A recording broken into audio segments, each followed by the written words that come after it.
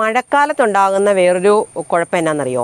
ഈ ഉപരിതലത്തിലെ മണ്ണിലുള്ള വളമെല്ലാം വെള്ളത്തിനകത്ത് ലയിച്ച് ഒത്തിരി ഒഴുകിപ്പോവേ. അങ്ങനെ ഫലപുഷ്ടിയില്ലാതെ പോകും മണ്ണ്.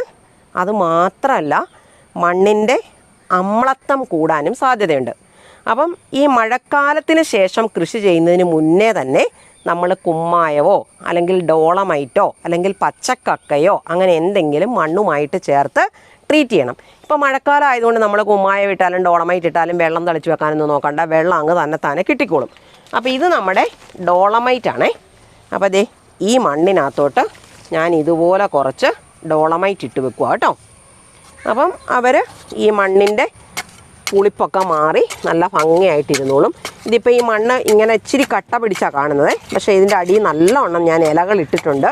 ഇനി അത് കൂടാതെ നമുക്കിപ്പോൾ ഈ കൂട്ടത്തിൽ തന്നെ കുറച്ച് ഇലകളും കൂടി ഇട്ട് കൊടുക്കാം. അപ്പോൾ ഇലകൾ ചെല്ലുമ്പം മണ്ണിൻ്റെ ഈ കുഴഞ്ഞിട്ടുള്ള രീതി, ഇപ്പം നിങ്ങൾക്ക് ഇതേ മണ്ണ് മാറ്റുമ്പോൾ അറിയാം, ഇതിനകത്ത് കണ്ടോ ഇല ഇരിക്കുന്നുണ്ടോ.